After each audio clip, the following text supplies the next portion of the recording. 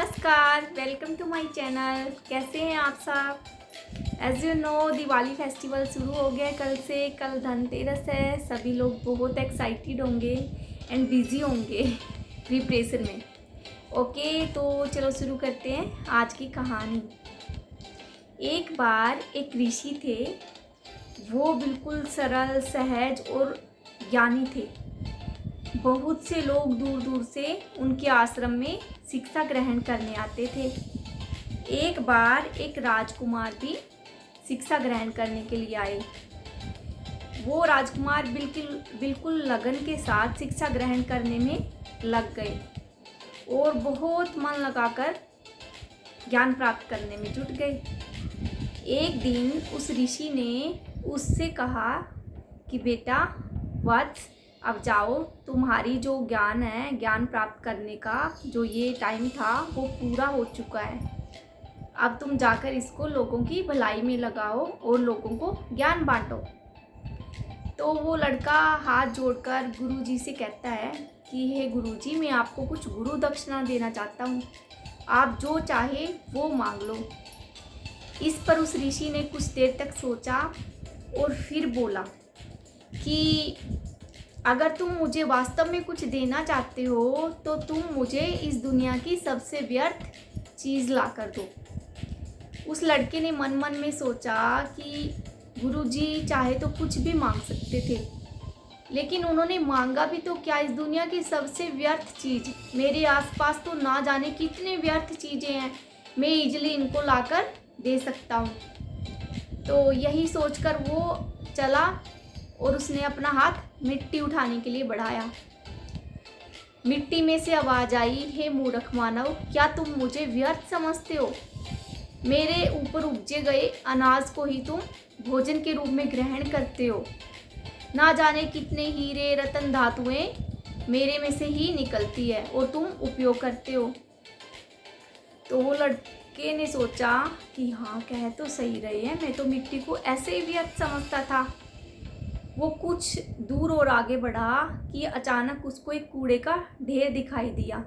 उसने सोचा कि इस कूड़े के ढेर से व्यर्थ तो दुनिया में कुछ हो ही नहीं सकता, ये तो बिल्कुल पूर्णतः व्यर्थ है। तो यही सोचकर उसने अपने हाथ को कूड़े के ढेर की ओर बढ़ाया तो उसमें से आवाज़ आई, हे मानव, क्या तुम मुझे व्यर्थ समझते हो? तुम्हारी मिट्टी को पोषण मुझी से मिलता है। तुम जो फसलें उगाते हो उसको पूर्णतः पोषण और सारे मिनरल्स मुझसे ही मिलते हैं। मैं खाद के रूप में काम करती हूँ। वो ऊपर उठा और मुस्कुराने लगा। वो समझ गया कि गुरुजी ने मुझे बहुत अच्छा सबक दिया है, एक अच्छा पाठ पढ़ाया है। वो मन मन में मुस्कुराने लगा। वो समझ गया कि इस दुनिया में सबसे व्यर्थ क्या है। इस दुनिया में सबसे बड़ा व्यर्थ, सबसे ज़्यादा व्यर्थ है अहंकार। अहंकार में ही मनुष्य हर किसी को व्यर्थ समझता है। वो तत्काल से ऋषि के आश्रम में गया और उनके चरण स्पर्श करके बोला कि हे गुरुजी, मैं अपना अहंकार आपके चरणों में रखता हूँ। ये सुनकर ऋषि जो है बहुत खुश हो गए। वो समझ चुके थे कि आज पूरी तरह से उनको ज्ञान प्राप्त हुआ है।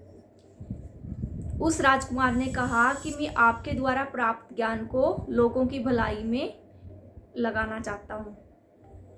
तो विदा लेकर वो चल पड़ा। इस दुनिया में सबसे व्यर्थ अहंकार ही है हमारे शरीर में। इसको त्याग करने से बिल्कुल सुख और शांति बनी रहती है। अहंकार से हमारे रिश्ते, हमारा सुख चैन खत्म होता है, बढ़ता नहीं है। अहंकार को लेकर क्या खूब कहा है किसी ने कि अहंकार में ये तीनों गए, धन, वैभव और वंश। ना यकीन हो तो देख लिए रावण, कौरव और कंस। इसलिए अपने अहंकार का त्याग कर दो, लोगों को व्यर्थ समझना बंद कर दो। सभी चीज़ों की, इंसानों की अपनी अपनी उपयोगिताएं हैं और वो काम भी आते हैं। इसलिए किसी को व्यर्थ समझने की गलती मत कीजिए। सबका आदर सम्मान कीजिए और सबको समान दृष्टि से देखिए। हर चीज़ की अपनी एक वैल्यू है। सिर्फ हमारे अंदर जो अहंकार आ जाता है वो हमें अंधा बना देता है। तो इसी के साथ मैं आपसे विदा लेती हूँ। कल फिर मिलेंगे एक नई कहानी के साथ।